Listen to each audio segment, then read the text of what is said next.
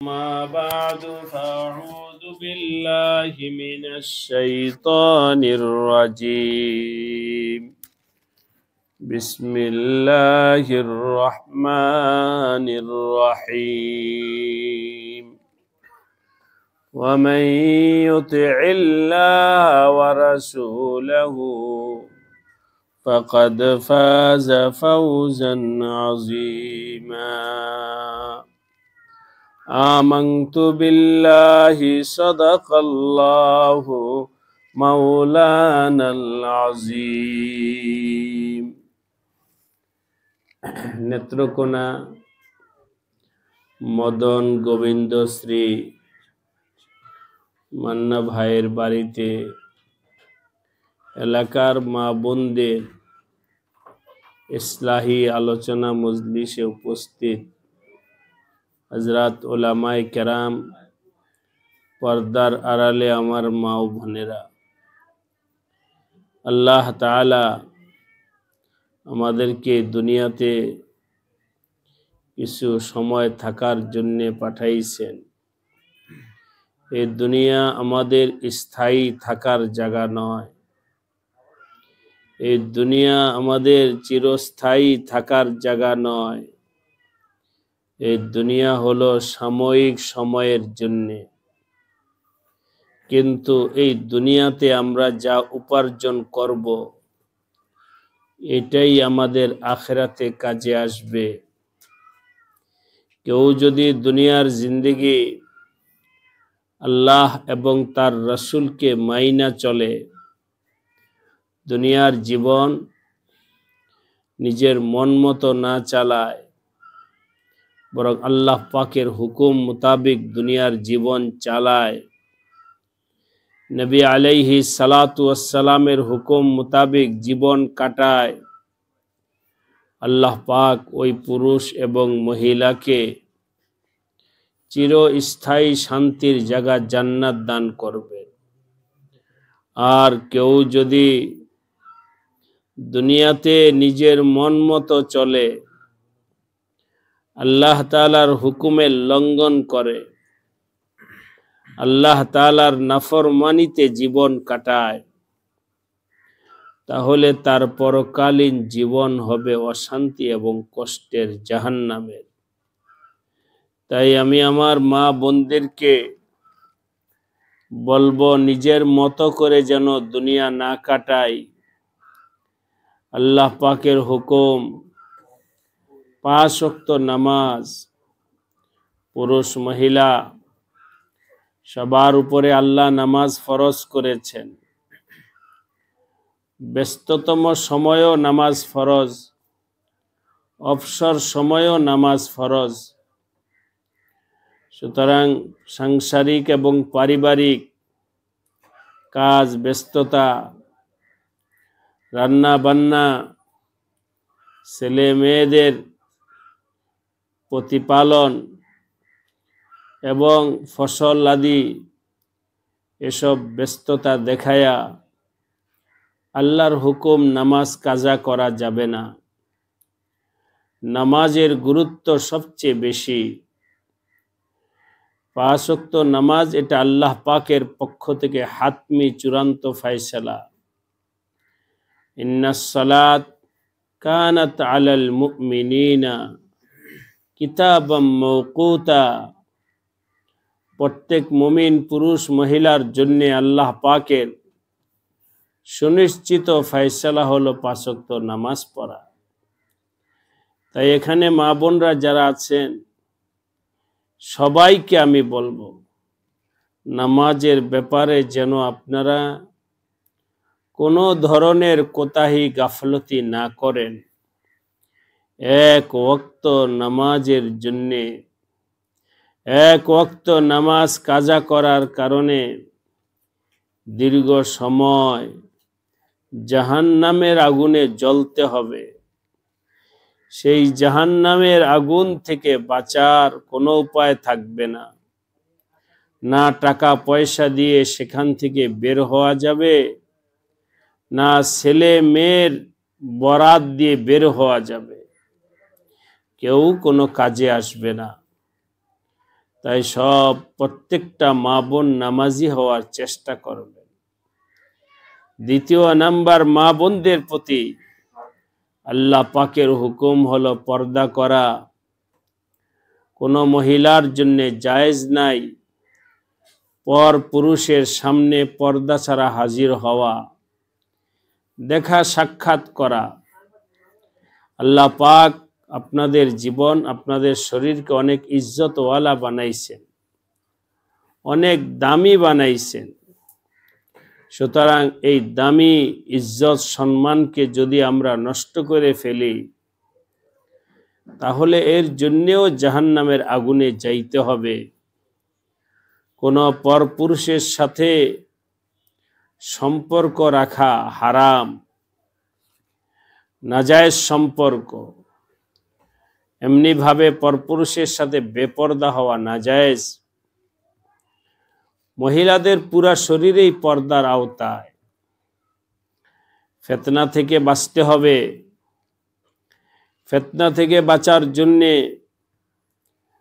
যদি একান্ত কোথাও যেতেও হয়, বোরকা পরে যাবে, হাতে পায়ে মোজা থাকবে, বোরকা পরেও চেহারা খোলা থাকবে না, সামনে নিকাব থাকবে, যাতে করে হাত পা চেহারা পরপুরুষ দেখতে না পারে।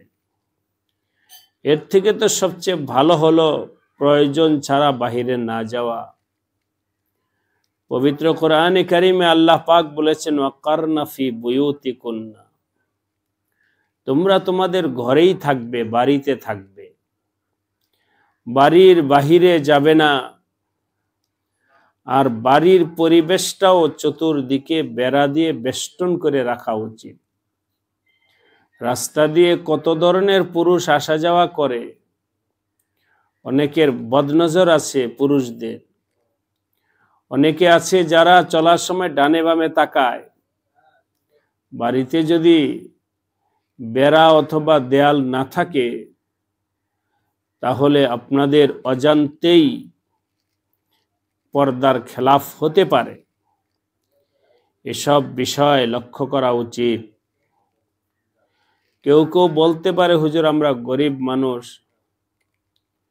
যতই গরিব হই না কেন, নিজের বাড়িতে ন্যূনতম পর্দাটা ইচ্ছা থাকলে করা যাবে না, এরকমটা নয়। যদি টাকা পয়সা না থাকে, তাহলে টিন দিয়ে হোক, খড় দেওয়া হোক, খেরি দেওয়া হোক, কোনো না কোনো মতে। এমনও বাড়ি দেখেছি যে বাড়িওয়ালারা পর্দা করে সুপারি গাছের ডাল দিয়ে,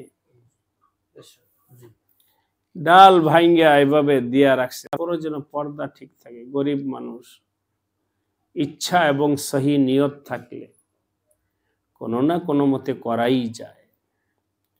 আজকে আমার মা বোনেরা ইচ্ছারই অভাব হয়ে গেছে। আমাদের দুনিয়ার সুবিধা, দুনিয়ার স্বার্থ, দুনিয়ার ভালাইটা দেখি, আখেরাতেও যে আমার হিসাব দিতে হবে সেটার দিকে আমি নজর করি না। অনেক মা বোনদেরকে দেখা যায় গরু ছাগল নিয়ে অথবা ক্ষেত খামারে কাজ করে। যদি একান্ত করতেও হয়, সেটারও উলামায়ে কেরাম থেকে সহি মাসলা জেনে করতে হবে। আল্লাহ তাআলা মহিলাদের জন্য পর্দা ফরজ করেছেন। আমি এখানে এসে শুনলাম যে এই এলাকায় দু একটা মহিলা মাদ্রাসা হয়েছে, খুব খুশি হলাম। ফওরান বলার সাথে সাথে আমি বললাম অনেক ভালো কাজ, কারণ মহিলা মাদ্রাসা না থাকলে তো আমার মা বোনরা বুঝবেই না যে পর্দা কিভাবে করতে হয়। যখন কেউ পর্দাওয়ালা এক মহিলা কোনো পর্দাওয়ালা মহিলাকে দেখে না, তখন তার কাছে পর্দাটা অনেক কঠিন মনে হয়। এমনি ভাবে কেউ যদি কোনো নামাজিকে নামাজ পড়তে না দেখে, তাহলে তার কাছে নামাজটা অনেক কঠিন মনে হবে। যখন আরো 10 জন লোককে নামাজ পড়তে দেখবে, তখন তার কাছে নামাজটা সহজ হবে। ঠিক এমনি ভাবে একজন মহিলা যদি অপরকে বোরকাওয়ালা দেখে তখন নিজের ভিতরে সেই যৌক শৌক পায়দা হবে যে ও করে তাহলে আমিও করি। এভাবে নেক আমলের ক্ষেত্রে একজন আরেকজনকে দেখে আগ্রহ উৎসাহ পাবে। তবে এখানে যে মহিলা মাদ্রাসা হয়েছে, আপনাদেরকে বলবো, আপনাদের সুযোগ হলে সাপ্তাহিক তালিমের হালকায় যাবেন, সময় নিয়ে তাদের সাথে বসবেন, তালিম শুনবেন, আর অবশ্যই নিজের মেয়েদেরকে মাদ্রাসায় পড়াবেন। তখন তাদের জীবন দামি হবে, তাদের আখিরাত দামি হবে। কোরআন পড়তে পারবে এবং সেই পড়াটা আপনার জন্য ফলদায়ক হবে। এই দুইটা কথা আমি সংক্ষেপে বললাম, নামাজ এবং পর্দা। এ ব্যাপারে যেন কোনো ধরনের কোতাহি গাফলতি না হয়। শেষ কথা, আসরের সময় হয়ে যাচ্ছে। শেষ কথা হলো সুদ, এটা গ্রামে গঞ্জে প্রত্যেকটা ঘরে ঘরে সুদের লানত পৌঁছে যাইতেছে। বিশেষ করে মহিলাদের মধ্যেও সুদের আদান প্রদান শুরু হয়ে গেছে। সুদের ব্যাপারে নবী আলাইহি সালাতু ওয়াসসালাম বলেছেন, লানাল্লাহ আকিলার রিবা ওয়া মুকিলাহু ওয়া শাহিদাহু ওয়া কাতিবাহু আও কামা ক্বালা আলাইহি সালাম। যদি কেউ সুদ খায় অথবা সুদ দেয় অথবা সুদের চুক্তিটা লেখে অথবা সুদের লেনদেনের সাক্ষী থাকে, এই চারো ধরনের মানুষের উপরে নবী আলাইহিস সালাম বদদুয়া দিয়েছেন, ওদের উপরে লানত হোক। লানত মানে ওদের উপরে আল্লাহর রহমত হবে না। গতকাল এক ভাই বলতেছিল যে হুজুর বিপদে পড়ে সুদে জড়ায় গেছি।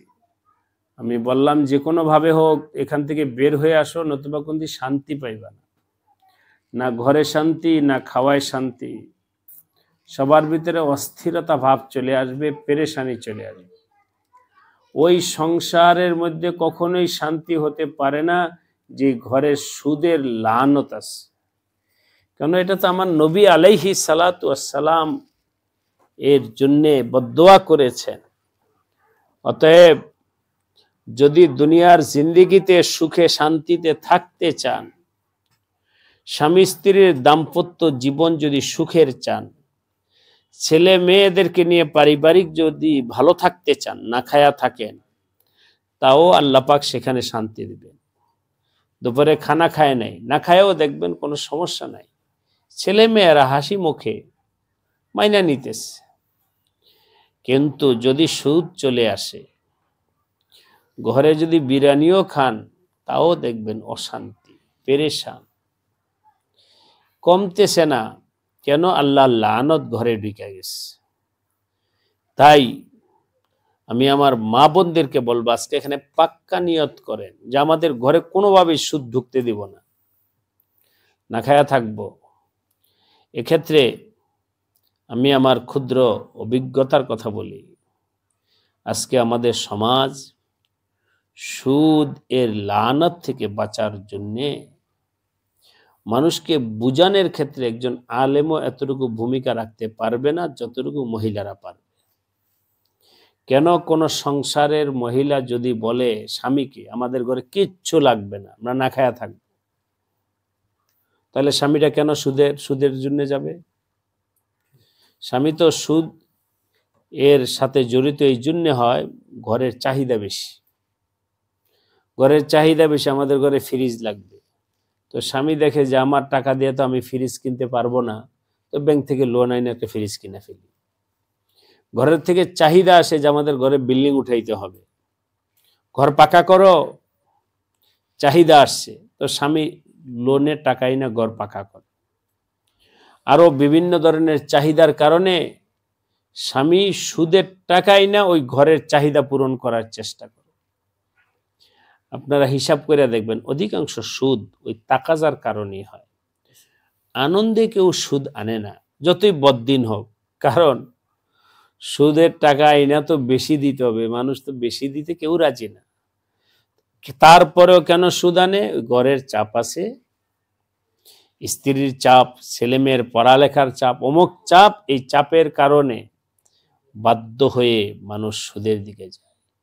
এই কাজটা যদি আমার মা বোনরা সিদ্ধান্ত নিয়ে নেয় যে না না, আমাদের কোনো চাপ নাই, আমাদের বিলাসিতা লাগবে না, এসি লাগবে না, ফ্রিজ লাগবে না, ঘর পাকা করা লাগবে না, কাঁচা ঘরে থাকবো, তাও আল্লাহর শান্তি, আল্লাহর হুকুম মাইনা চলবে, এটা যদি মা বোনরা ভূমিকা নিয়ে নেয়, তখন অটোমেটিক অধিকাংশ সুদের খাতগুলো বন্ধ হয়ে যাবে। কিন্তু আফসোস, যে মা বোনরা নিজের সংসারকে সঠিক পথে চালাবে, স্বামীকে সঠিক রাহনুমাই করবে, ওই মা বোনরা নিজেরাই সুদের মধ্যে জড়ায়া যাচ্ছে। হয় সে সুদ খায় অথবা সুদ দেয়। আহাল্লাল্লাহুল বাইআ ওয়া হাররামার রিবা, যে সুদের লেনদেন করে তার সাথে আল্লাহ তাআলা যুদ্ধের ঘোষণা দিয়েছেন। আল্লাহ পাক যুদ্ধের ফাজানু বিহারবিম মিনাল্লাহ, কেউ যদি সুদের সাথে জড়ায় যায়, আল্লাহ পাক বলেন তুমি তৈয়ার হয়ে যাও আমার সাথে যুদ্ধ করার জন্য। বলো দেখি এমন কোন বাহাদুর আছে, চীন, রাশিয়া, আমেরিকা, তাদের কি তাকত আছে? যতই তারা ক্ষমতাওয়ালা দেখাক না কেন, আমার আল্লাহ তাআলার একটা ফু এর সামনেও সারা দুনিয়া দাঁড়াইতে পারবে। সুতরাং যেই আল্লাহ পাক যুদ্ধের ঘোষণা দিয়েছেন সুদওয়ালার সাথে, বলো এবার দেখি তুমি কিভাবে সুখে শান্তিতে থাকবে। তাই এই তিনটা কথা আমি আজকে আমার মা বোনদের উদ্দেশ্যে বললাম। 5 ওয়াক্ত নামাজ পড়বেন, পর্দার উপরে চলবেন, সুদ থেকে বাঁচবেন। আর বিশেষ আরেকটা কথা হলো, আজান হয়েছে, নামাজ কয়টা? 4টে বাজে, নামাজ কই? তাই তো। আর স্বামীর সাথে ঝগড়া না করা, স্বামীর সাথে সম্মান শ্রদ্ধার আচরণ করা, এটাও আমার নবীজির শিক্ষা। কখনোই স্বামীর সাথে যেন আমরা ঝগড়া জাটিতে জড়ায়া না পড়ি। স্বামীর কাছে ছোট হইয়া থাকলে মহিলাদের ইজ্জত বাড়ে। বাচ্চা যদি, ছেলে মেয়ে যদি মা বাবার কাছে ছোট হয়, তাহলে যেমন ছেলে মেয়ের মর্যাদা বাড়ে, মহিলাও যদি তার স্বামীর কাছে ছোট হয়ে বিনয়ের সাথে চলে, ওই মহিলার ইজ্জতও আল্লাহ পাকের কাছে বেড়ে যায়। সুতরাং কখনোই স্বামীর সাথে ঝগড়া, ফাসাদ, মারামারি এসব করাটা জান্নাতি মহিলাদের জন্য উচিত নয়। যারা জান্নাতে যাইতে চায় তাদের কথাবার্তা সবকিছুর মধ্যে শালীনতা আসবে। স্বামীর সাথে কটু কথাটাই তো মুনাসিব না, ঝগড়া তো দূর কি বাত है। আল্লাহ পাক, কোথায় আমাদের মাওলানা মাহফুজ সাহেব, কাউসার সাহেব? আল্লাহ পাক একদিন ঘুমায় পড়ছে মনে হয়, আমি তো বয়ান করতে জানি।